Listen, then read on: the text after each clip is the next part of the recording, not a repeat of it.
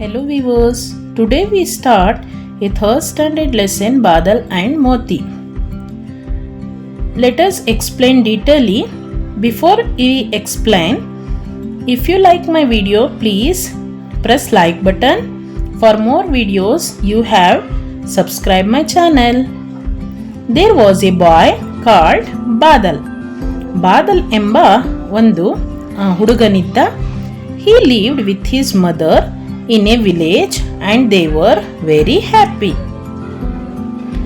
ಅವರು ತನ್ನ ತಾಯಿಯ ಜೊತೆ ಒಂದು ಊರಿನಲ್ಲಿ ವಾಸವಾಗಿದ್ದ ಮತ್ತೆ ಅವನು ತುಂಬ ಸಂತೋಷದಿಂದ ವಾಸಿಸುತ್ತಿದ್ದ. ಹ್ಯಾಪಿ ಅಂದರೆ ಸಂತೋಷ. One evening when Badal was returning home school he saw a puppy shivering in the cold. ಒಂದು ಸಂಜೆ, ಈವ್ನಿಂಗ್ ಅಂದರೆ ಸಂಜೆ, when Badal was returning from school, Badal ಸ್ಕೂಲಿನಿಂದ ಹೋಗ್ತಾ ಇರಬೇಕಾದ್ರೆ he saw a puppy shivering in the cold, ಅವನು ಒಂದು ಚಿಕ್ಕ ನಾಯಿಯ ಮಗುಗೆ ಪಪ್ಪಿ ಅಂತ ಹೇಳ್ತೀವಿ, ಅದನ್ನ ನೋಡ್ದ. ಅದು ನಾಯಿಯ ಮಗು ಶವರಿಂಗ್ ಇನ್ ದ ಕೋಲ್ಡ್ ಅಂದರೆ ಚಳಿಗೆ ನಡುಗುತ್ತಿತ್ತು. ಶವರಿಂಗ್ ಅಂದರೆ ನಡುಗೋದು, ಕೋಲ್ಡ್ ಅಂದರೆ ಚಳಿ. ಸೊ ಚಳಿಗೆ ನಡುಗ್ತಾ ಇತ್ತು. ಅದನ್ನ ಎತ್ಕೊಂಡು ಇಲ್ಲಿ ನೋಡಿ, ನಾವು ಪಿಕ್ಚರಲ್ಲಿ ನೋಡ್ಬೋದು ಹೇಗೆ ಸ್ಕೂಲಿನಿಂದ ಬರ್ತಾ ಇರಬೇಕಾದ್ರೆ ಬಾದಲ್ಲು ಹೇಗೆ ಒಂದು ನಾಯಿಯ ಮರಿಗೆ ಎತ್ಕೊಂಡು ಮುದ್ದನ್ನ ಮಾಡ್ತಾ ಇದ್ದಾನೆ. Badal brought him home. Can this puppy stay with us, ma? asked Badal. Badal ಮನೆಗೆ ಬಂದ. ಆ ನಾಯಿಯ ಮರಿಯನ್ನು ಎತ್ಕೊಂಡು ಬಾದಲ್ ಮನೆಗೆ ಬಂದನು. Can this puppy stay with us, ma? ಈ ಪಪ್ಪಿನ ನಮ್ಮ ಜೊತೆಯಲ್ಲಿ ಇಟ್ಕೋಬಹುದಮ್ಮ ಅಂತ ಅಮ್ಮನಿಗೆ ಕ್ವಶನ್ ಅನ್ನ ಕೇಳ್ತಾ ಇದ್ದಾನೆ ಬಾದಲ್. ಎಸ್ ಬೇಟಾ, but only if you promise to take care of the puppy, said his mother with a smile.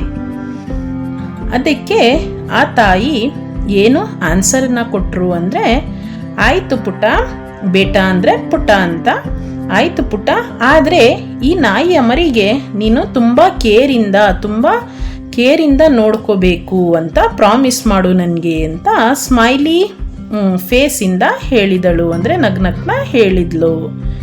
Badal and his mother named his puppy Moti.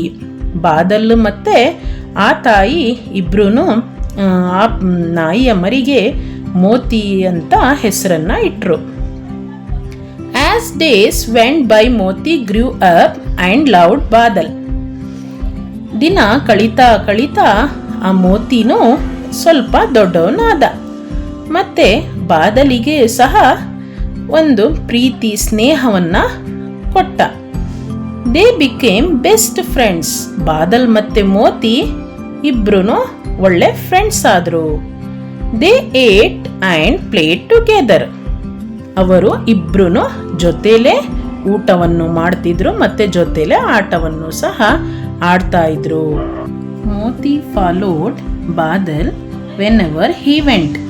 They played their favourite games together. Moti ಎಲ್ಲಿ ಬಾದಲ್ ಹೋಗ್ತಾ ಇದ್ನೋ ಅಲ್ಲಲ್ಲೇ ಹೋಗ್ತಾ ಇದ್ದ. Vent ಅಂದರೆ ಹೋಗೋದು, follow ಅಂದರೆ ಎಲ್ಲೆಲ್ಲಿ ಹೋಗ್ತಾನೆ ಅಲ್ಲಲ್ಲಿ ಹೋಗೋದು. They played their favourite games together. ಅವರು ಇಬ್ಬರು ಅವರ ಫೇವ್ರೇಟ್ ಗೇಮನ್ನು ಜೊತೆಲೇ ಆಡ್ತಾ ಇದ್ರು. ನಾವು ಈ ಪಿಕ್ಚರಲ್ಲಿ ನೋಡ್ಬೋದು ಹೇಗೆ ಬಾದಲ್ ಮತ್ತು ಮೋತಿಯ ಸ್ನೇಹ ಎಷ್ಟಿದೆ ಅಂತ ಈ ಪಿಕ್ಚರಿಂದ ನಾವು ನೋಡ್ಬೋದು. One rainy day, while Badal was on his way home from school, he slipped on the muddy lane and fell into a deep pit. ಒಂದು ದಿನ ಮಳೆ ಬರ್ತಾ ಇತ್ತಂತೆ. while Badal was on his way home from school, ಸ್ಕೂಲಿನಿಂದ Badal ಮನೆಗೆ ತಲುಪ್ತಾ ಇರಬೇಕಾದ್ರೆ he slipped on muddy lane ಅಂದರೆ ಆಳವಾದ ಗುಂಡಿಯೊಳಗೆ ಬಿದ್ದ. Fell into a deep pit ಆಳವಾದ ಒಂದು ಗುಂಡಿಯೊಳಗೆ ಬಿದ್ದನು. ನೋಡಿ, ಈ ಪಿಕ್ಚರಲ್ಲಿ ನಾವು ಅಬ್ಸರ್ವ್ ಮಾಡ್ಬೋದು ಹೇಗೆ ಬಾದಲ್ ಬಿದ್ದಿದ್ದಾನೆ ಅಂತ ನಾವು ನೋಡ್ಬೋದು. So he tried hard but could not come out of the pit. ಅವನು ತುಂಬ ಟ್ರೈನ ಮಾಡ್ದ, ಆದರೆ ಅವನು ಆಚೆನೂ ಬರೋದಕ್ಕೆ ಆಗಿಲ್ಲ, ಸಾಧ್ಯವಾಗಿಲ್ಲ. Badal's mother was worried when he did not come home in the time. So Badal mother worry ಮಾಡೋಕ್ಕೆ ಸ್ಟಾರ್ಟ್ ಮಾಡಿದ್ರು. ಅಂದರೆ ಏನಾಯಿತು ಮಗುಗೆ ಇಷ್ಟೊತ್ತು ಬಂದಿಲ್ವಲ್ಲ ಅಂತ ಬಾದಲ್ ಮದರಿಗೆ, ಅಮ್ಮನಿಗೆ ಚಿಂತೆಯನ್ನು ಆಯಿತು. Moti too was waiting at the gate.